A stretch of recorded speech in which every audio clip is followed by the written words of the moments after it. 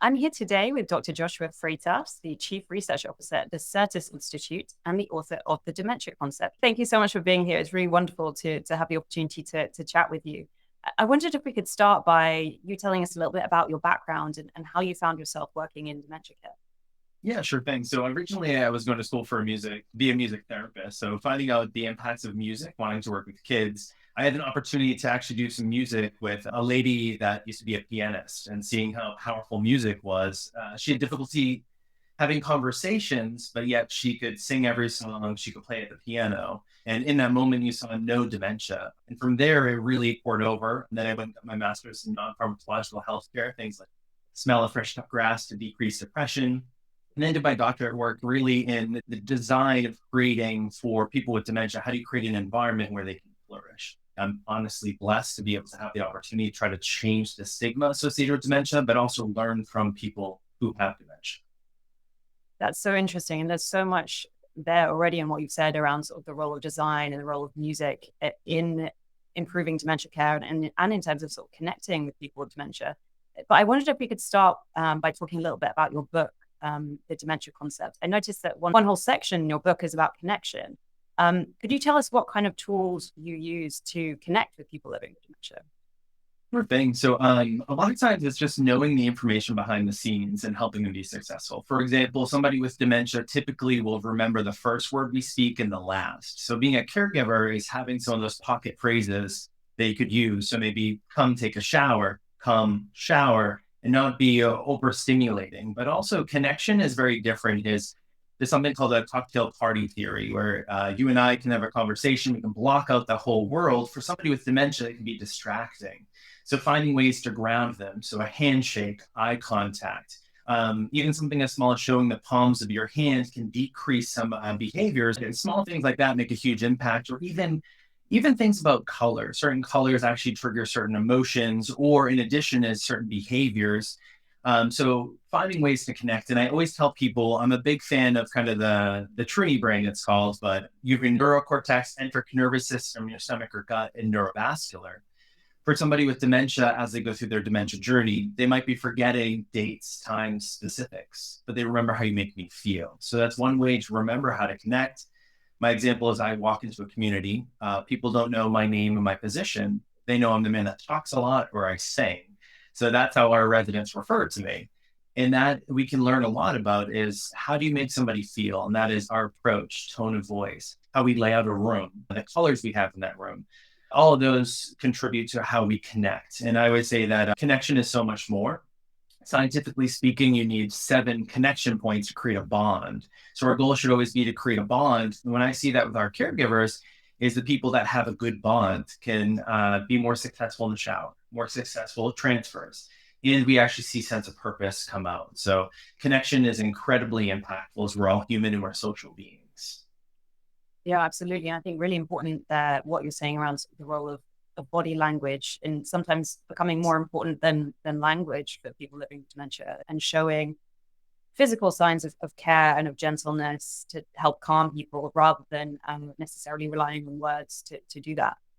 And you brought up a really great point is the use of words. So etymology or the psychology of words are powerful. So for us as being a neurotypical people is we should really break down what words we're using. Even the word dementia itself, when you rip it apart and look at what the word means is maybe calling it a journey. Where are they in their journey? Small things like that can be pretty powerful too in the environment. I noticed that at CERTUS you run a program called MAPS, which I think stands for Meaning and Purpose Leads to Success. I wondered if you could talk to us a little bit more about that program and what that means to you. For sure. So we've been studying it for 10 years now as how do you create meaning? And what we notice is when residents move in, they're a little resistant to create that. But before they start jumping in, we do a life bio and seeing what things created meaning and purpose for them and working it into their daily habits. So maybe watering the plants or doing something. What we've noticed is the reason for this program is when you create meaning and purpose, people actually have less dementia symptoms. They actually wake up, they want to do things, they create habits.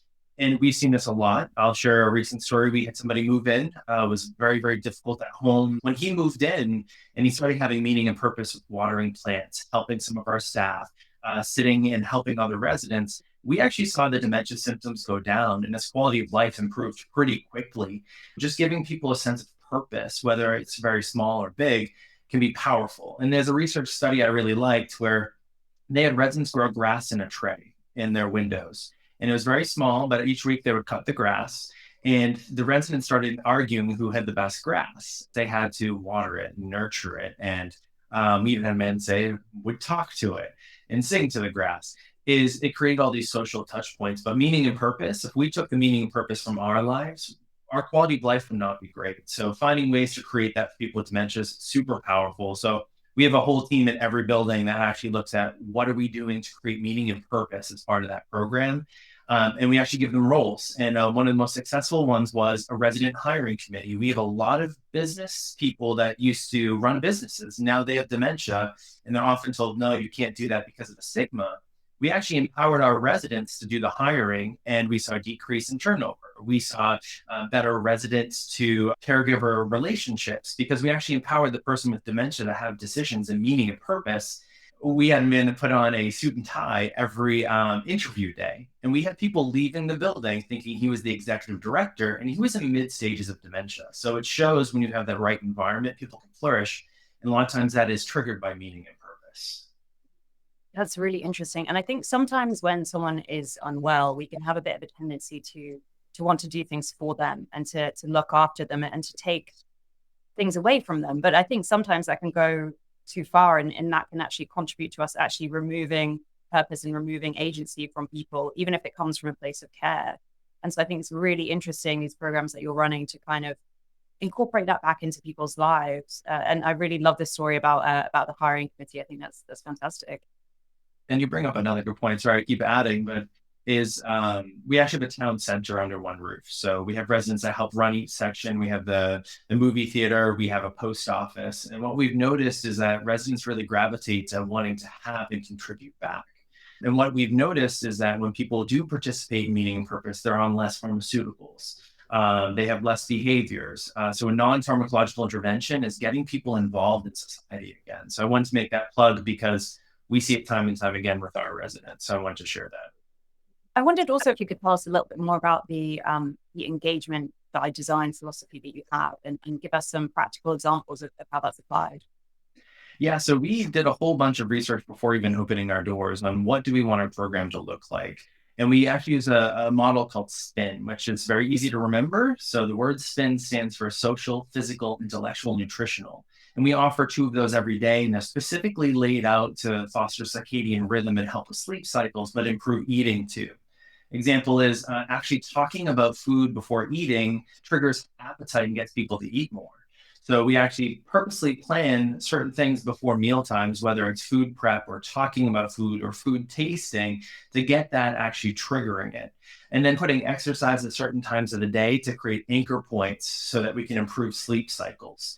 A lot of the literature around these four domains is one is it can be preventative for dementia, but we've also noticed by engaging in this and lifestyle kind of model of living is we can reduce some of those dementia symptoms as well, is getting people to have a routine every day. And we have residents now that say, it's exercise time. Come on, you guys, get up. We're doing it. Where now people are into that habit.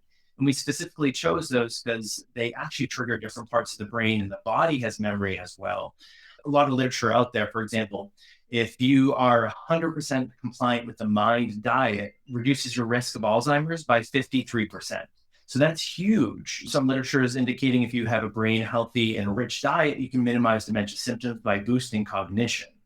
So weaving those into your daily practice can be really powerful. And we're noticing just two of each of those a day, we're seeing people improve.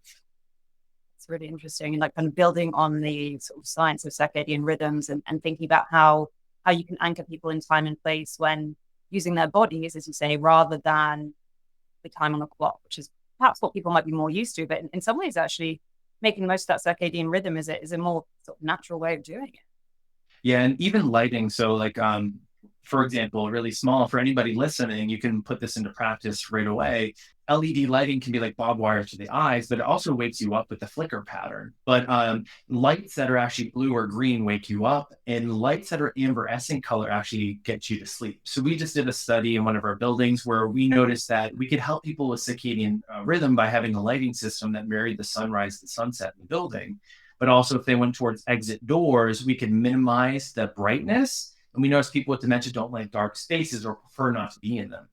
But we notice people wake up because they need help, need to go to the bathroom, or they're hungry. So what we did is we triggered our lighting system. They walked out of the room. The building actually lights them back to the nursing station or the dining room where there is a bathroom. So we can actually cut down that chance of them having an accident because they were actually brought to the right places quicker by just using lights. So there's a lot of things we can use in the subconscious to actually help that. And music's another way too, is it actually releases melatonin. So having that type of music at night can be an anchor point to decrease that. Or one more small plug is wearing pajamas. If caregivers put pajamas on 2 hours before the sun goes down, it's a visual trigger to say, hey, it's nighttime. And that person with dementia doesn't need a clock. They see someone wearing pajamas and they've known that that is nighttime. They actually can start releasing melatonin and getting sleepy. So using those visual triggers that don't cost any extra money, but can be super powerful. Yeah, that's amazing. Could you tell us, as filmmakers, we're really interested in color and sound. So some of the things you're saying that are really, really interesting to me, especially around the role of music and how certain types of music can actually produce melatonin, which makes us sleepier. Um, could you tell us a little bit more about that? And do you have any sort of favorite pieces of music that you use in your homes to kind of help people calm down or wind down at the end of the day? Sure. So I'll give it really in a nutshell is if you listen to music that is very familiar, the favorite song, for example, it releases dopamine. It makes you happy. So we've even noticed instead of alarm clocks to wake people up, is put or program the alarm to play their favorite song. Now you're starting their day off in a much better atmosphere where people can sing their song, they can sing along with it. In the middle of the day, we try not to have music that's well known. It will take that neural real estate to focus. We want them to focus on socialization and engaging or eating. So we have upbeat music that's not well known, just kind of lobby music. So it keeps the atmosphere moving. And then at night, I love Yo-Yo Ma's unaccompanied CD works the best. Is it's just a cello and it's very, very lullaby-like, but it's adult-oriented and dignified. So we're not listening to lullabies, but it actually gets you sleepy. So we actually have overhead sound that we use that three-step cycle in our communities. It can be really powerful. But even color, for example, you mentioned, so powerful as we changed our whole uniform because we use lime green, one of the most prevalent colors we see as we age. So we could decrease sundowning because people with dementia could identify who to go to over time. They would say, I need somebody in green. I need somebody in green. In addition to people with Lewy bodies, Parkinson's, or Huntington's, we noticed they would resist care.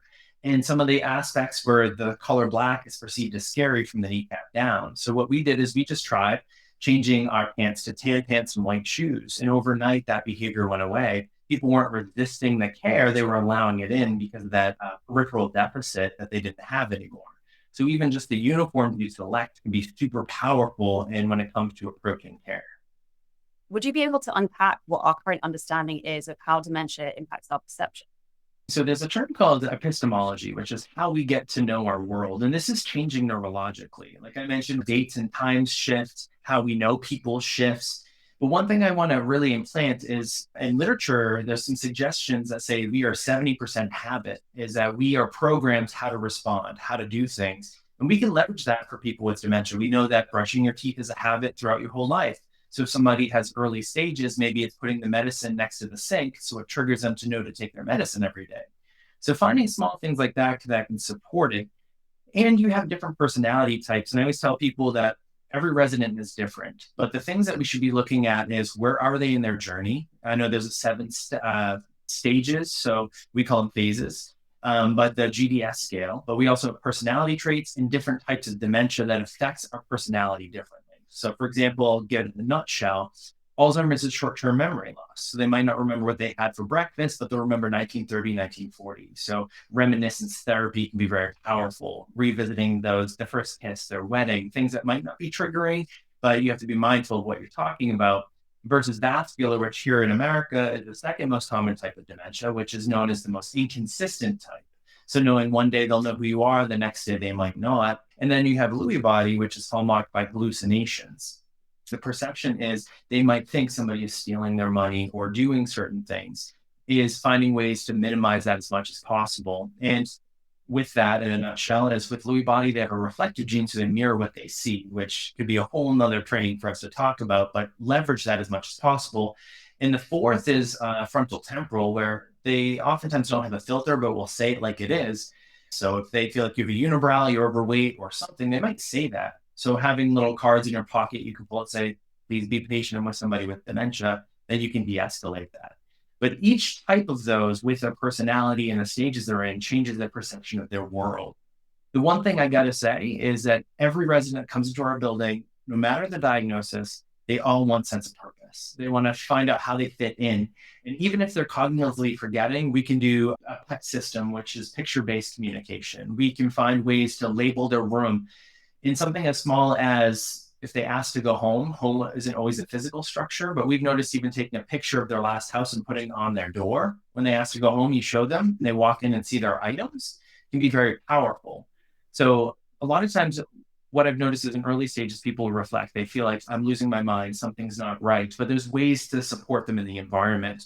People in later stages sometimes don't realize that, but they are looking for mom or dad, and we have to meet them where they are. We have to engage with their reality of where they are. So if they think it's 1940, it's 1940, and finding ways to do that in a successful way.